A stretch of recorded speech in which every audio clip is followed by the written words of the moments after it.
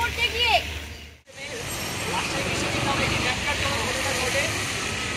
আমরা জানি সেখানে গণতান্ত্রিক ছাত্রদের শান্তিপূর্ণ সমাবেশে ইসলামী ছাত্র শিবির সেখানে হামলা করে। এই যে হামলার কালচার, আমরা চাইনি যে জুলাইয়ের পরে এভাবে একটি হামলার কালচার ফিরে আসুক, কিন্তু আমরা দেখতে পাচ্ছি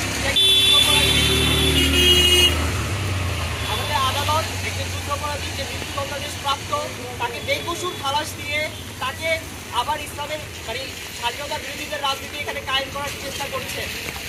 আমাদের প্রশ্ন এটা না, অনেকেই বলতে চাচ্ছেন যে আমরা কি তার ফাঁসির আদেশ শুধু আমরা যে এই আন্দোলন করছি, মোটেও না। ব্যাপারটা হচ্ছে যে বিচারিক প্রক্রিয়া যেটা নিয়ে রাজনীতিকরণ করা হচ্ছে, যেখানে রাজনৈতিক প্রভাবের মাধ্যমে একটি বিচারিক প্রক্রিয়াকে হ্যাম্পার করা হচ্ছে, আমরা সেটার বিরুদ্ধে কথা বলছি।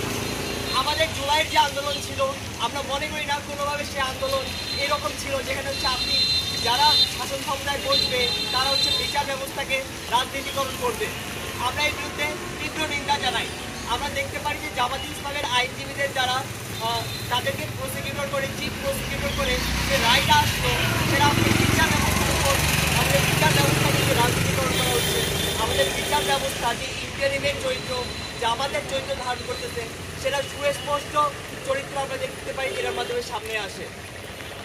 বন্ধুগণ, জুলাইয়ের পরে আমরা আশা করেছিলাম যে আমাদের যে রাজনীতি হবে সেটা কৃষকের রাজনীতি হবে, সেটা শ্রমিকের রাজনীতি হবে, সেটা মেহনতি মানুষের অধিকারের রাজনীতি হবে, আপামর জনতার অধিকারের রাজনীতি হবে। কিন্তু আমরা দেখতে পাচ্ছি যে বাস্তবতা এরকম নয়। কিছু কতিপয় মানুষ যারা বলার চেষ্টা করছেন যে হচ্ছে আমরা শাহবাগের রাজনীতি করতেছি, আমরা হচ্ছে 13 যে গণজাগরণ মঞ্চ সেটার রাজনীতি করতেছি। আমি বলতে চাই, আপনাদের এই বয়ান, এই ন্যারেটিভ কখনোই বামদের না। আপনার ছেলেকে পুশ করে ঢুকাতে চাচ্ছে। আমরা এখানে কথা বলতেছি বিচার ব্যবস্থা নিয়ে, আমরা এখানে কথা বলতেছি যে চিহ্নিত যুদ্ধাপরাধী সে কোনোভাবে বেকসুর খালাস হতে পারে না। বেকসুর খালাস মানে কি? বেকসুর খালাস মানে আমি বলতে চাচ্ছি তার কোনো অপরাধ নেই, সে নির্দোষ। এই যে বিচার ব্যবস্থা যে প্রহসন করলো, আমরা সেটার বিরুদ্ধে কথা বলতে চাই। আমরা আশা করেছিলাম যে হচ্ছে আমরা শাহবাগের যে বাইনারি রাজনীতি, সে বাইনারি রাজনীতি থেকে ইন্টারিম বের হয়ে আসবে। এখনকার যে রাজনীতি, সে রাজনীতি যখন মানুষের অধিকারে, কিন্তু আমরা দেখছি বাস্তবতা তা নয়। আমরা দেখছি যে 71 থেকে যে রাজনীতিটা চলমান ছিল, সেই রাজনীতির মধ্যে আবারও এই দেশকে পতিত করার চেষ্টা করা হচ্ছে। এর প্রতি আমরা তীব্র নিন্দা জানাই এবং সারা দেশে এই যে আমরা যে দুর্যোগপূর্ণ আবহাওয়ার মধ্যে আজ দাঁড়িয়ে আছি, কারণ রাবিতে আমাদের কমরেডরা আহত, আমাদের কমরেডদের রক্ত ঝরেছে।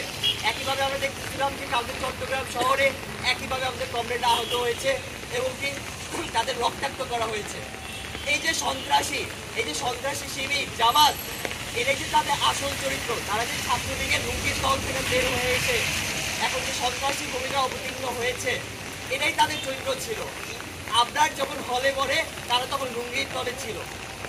একই সাথে 13 যখন বিশ্বজিৎকে শিবির ট্যাগ দিয়ে মারা হলো, তখনও তারা গুপ্ত ঘরে ছিল। এবং 5 মে যখন মানুষ পড়ে, তখনও তারা গুপ্ত ঘরে ছিল। সেই 5 মে প্রতিবাদ জানাতেও বামদের একাংশই ছিল, বামরেরাই ছিল।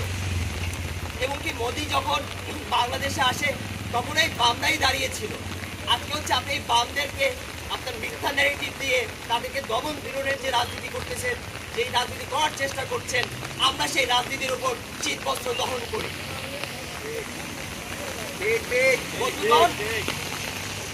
যদি আর কোনো রক্ত ঝরে, যদি আপনারা ভাবেন যে আপনারা সন্ত্রাসী রাজনীতি করবেন, যেভাবে ছাত্রলীগকে লাথি মেরে ফেলে দেওয়া হয়েছে, সেভাবে আপনাদেরকেও লাথি মেরে ফেলে দেওয়া হবে।